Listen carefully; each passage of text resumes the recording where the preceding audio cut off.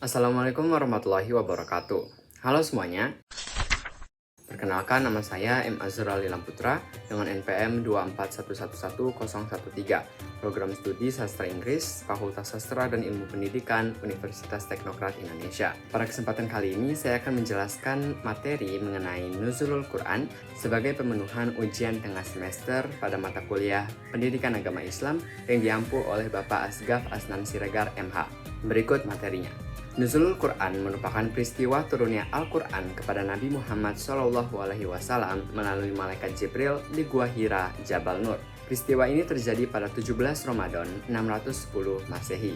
Sampai sekarang, Al-Quran berperan sebagai pedoman hidup dan landasan hukum agama Islam. Secara bahasa, Nuzulul Quran berasal dari kata Nazzala yunazzilu tanzilan, yang artinya turun secara berangsur-angsur, dan kata angzala yunzilu ingzalan yang berarti denotatif menurunkan. Sedangkan secara terminologi, yang dimaksud dengan Nuzulul Quran adalah cara dan fase turunnya Al-Quran dari Allah Subhanahu wa Ta'ala kepada Nabi Muhammad SAW.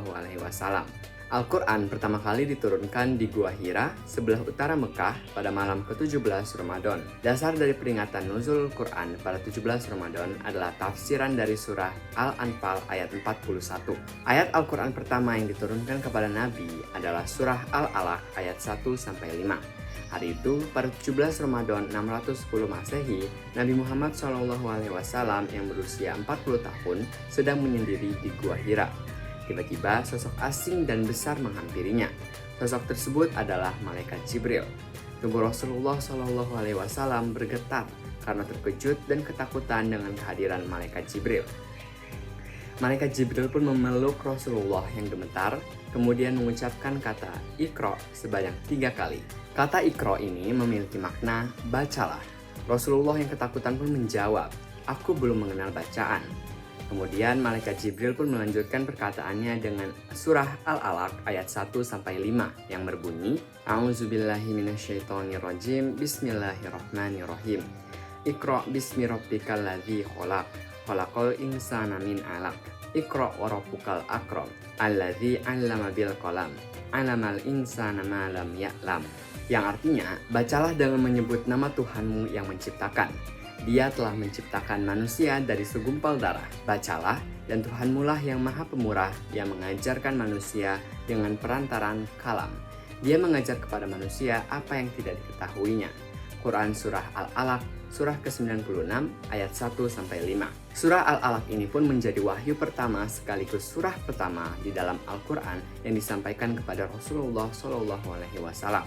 Proses turunnya Al-Quran sendiri dibagi menjadi 2 tahap, yakni Al-Quran diturunkan secara lengkap di malam Lailatul Qadar dari Lauhul Mahfuz ke langit dunia. Al-Quran diturunkan kepada Nabi Muhammad secara bertahap atau berangsur-angsur selama 22 tahun, 2 bulan, 22 hari.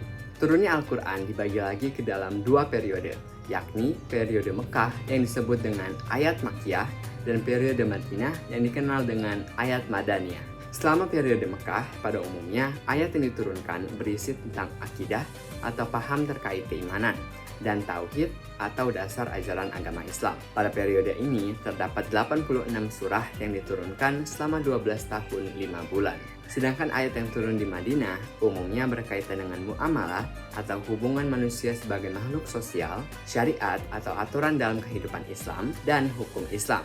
Pada periode setelah hijrahnya Nabi Muhammad ke Madinah, terdapat 28 surah yang diturunkan selama 9 tahun 9 bulan. Ayat terakhir Al-Quran yang turun adalah surah Al-Ma'idah ayat ke-5. Malam Nuzulul Quran yang diperingati setiap 17 Ramadan memiliki 5 keistimewaan. Hal ini yang membuat Nuzulul Quran lebih istimewa dibandingkan malam-malam lainnya. Lebih baik dari malam 1000 bulan.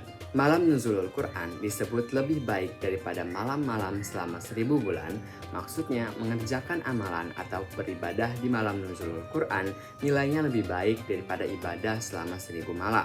Hal ini disebutkan di dalam Al-Quran surah Al-Qadar ayat 3 yang berbunyi Bismillahirrahmanirrahim Lailatul Qadri khairum min alfi syahr, yang artinya malam kemuliaan itu lebih baik daripada 1000 bulan. Quran Surah Al-Qadar surah ke-97 ayat 3. Malam penuh keberkahan. Malam diturunkannya Al-Quran ke bumi, yaitu pada tanggal 17 Ramadan, disebut sebagai malam yang penuh dengan berkah. Hal ini berdasarkan firman Allah Subhanahu wa Ta'ala di dalam Al-Quran Surah At-Dukhan ayat 3 yang berbunyi, Bismillahirrahmanirrahim, Inna anzalnahu fi lailatin mubarakah, Inna kunna munzirin. Yang artinya, sesungguhnya kami menurunkannya pada malam yang diberkahi. Sungguh, kamilah yang memberi peringatan. Quran Surah Ad-Dukhan, surah ke-44 ayat 3. Malaikat turun ke bumi. Malam nuzulul Quran disebut sebagai malam yang istimewa. Salah satunya karena para malaikat turun ke bumi, termasuk malaikat Jibril. Hal ini berdasarkan firman Allah Subhanahu wa Ta'ala dalam surah Al-Qadar ayat 4 yang berbunyi, Bismillahirrahmanirrahim, Tanazzalul malaikatu warruhu fiha biizni rabbihim min kulli amri. Yang artinya, pada malam itu turun para malaikat dan ruh Jibril dengan izin Tuhannya untuk mengatur semua urusan. Quran Surah Al-Qadar surah ke-97 ayat 4. Diampuni dosa-dosanya. Bagi mereka yang menghidupkan malam nuzulul Quran akan diampuni dosa-dosanya oleh Allah Subhanahu wa Ta'ala. Maksud dari menghidupkan adalah melakukan ibadah ataupun amalan-amalan dengan mengharapkan ampunannya, seperti yang diriwayatkan Bukhari, yang artinya barang siapa melaksanakan sholat pada malam Lailatul Qadar karena iman dan mengharap pahala dari Allah, maka dosa-dosanya yang telah lalu akan diampuni. Hadis riwayat Bukhari. Takdir tahunan dicatat. Keistimewaan malam nuzulul Quran lainnya adalah dicatatnya takdir tahunan kita. Takdir yang dimaksud meliputi rezeki, keuntungan, kematian, dan lain sebagainya. Dengan memperbanyak amalan dan ibadah di malam nuzulul Quran, diharapkan mendapatkan takdir tahunan yang penuh keberkahan. Firman Allah Subhanahu wa Ta'ala dalam surah At-Dukhan ayat 4 yang berbunyi, Bismillahirrahmanirrahim, Fiha yufraku kullu amrin hakim. Yang artinya, pada malam itu dijelaskan segala urusan yang penuh hikmah. Quran Surah At-Dukhan surah ke-44 ayat 4. Baiklah, itu tadi penjelasan singkat mengenai materi nuzulul Quran. Mohon maaf apabila terdapat kesalahan kata. Saya ucapkan terima kasih. Wassalamualaikum warahmatullahi wabarakatuh.